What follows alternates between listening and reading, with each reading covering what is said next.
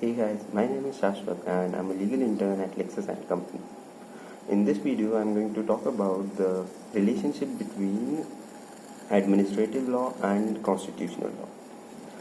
So, in the present era, administrative law is recognized as the separate branch of legal studies, but at the same time, the disciplines of the constitutional administrative law may overlap with each other at a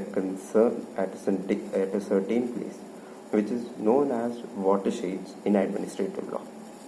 It can include the whole control mechanism provided in the Constitution for the control of administrative authorities, which is Article 32, 136, 267, 227, and 311. It may also include the Interstate Council, Article 263 Financial Commission, then Article 280 the Interstate Water Dispute Authority, and Article 262 about the Public Service Commission. It may also include the limitations imposed by constitutional law on delegation of powers to the administrative authorities.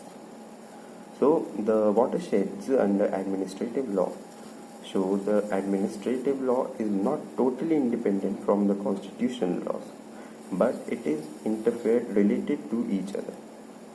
The difference between the two itself shows that both are supplementary and complementary to each other. It is logically impossible to distinguish administrative law from constitutional law, and all attempts to do so are artificial. The constitutional law describes the various organs of government at rest, while administrative law describes them in motion.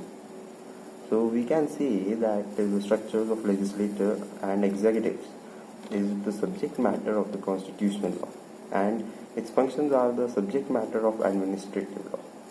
Both the subjects are closely connected to each other and form the platform for proper responsive and accountability of the act to the government.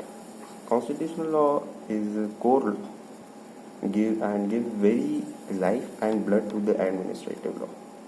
Anything which is derogatory to the words and spirit of constitutional law is ultra vires and void ab initio.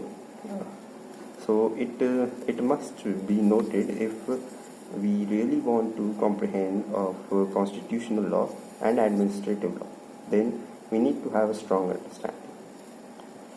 The relationship between constitutional and administrative law is very complicated. The origin of administrative law depends totally upon the constitutional law.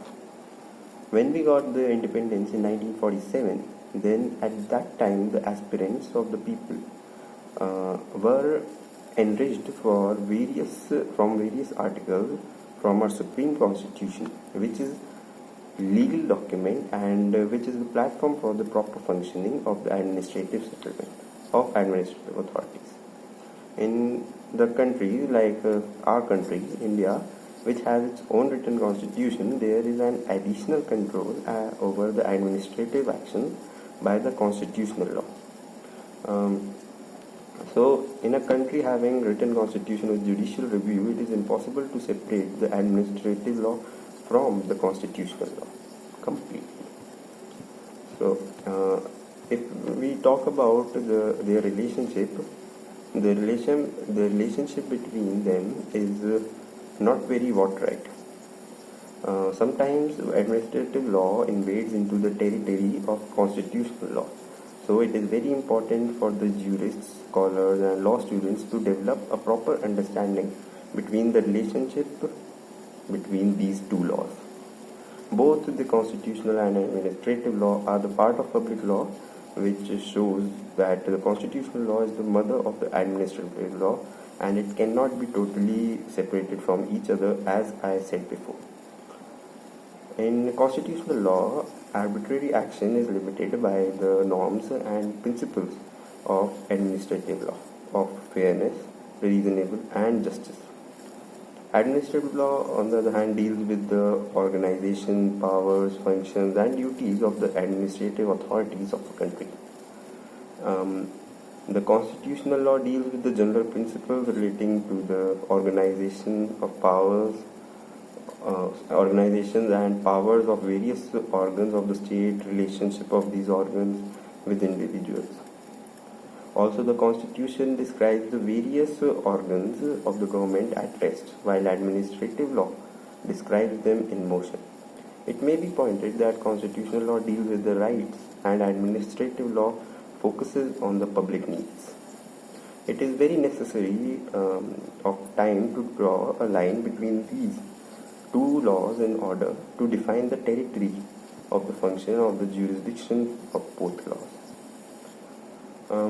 The doctrine of the watersheds is very important as it gives a base to establish a line of proper demarcation of proper boundaries for the functioning of both of the laws.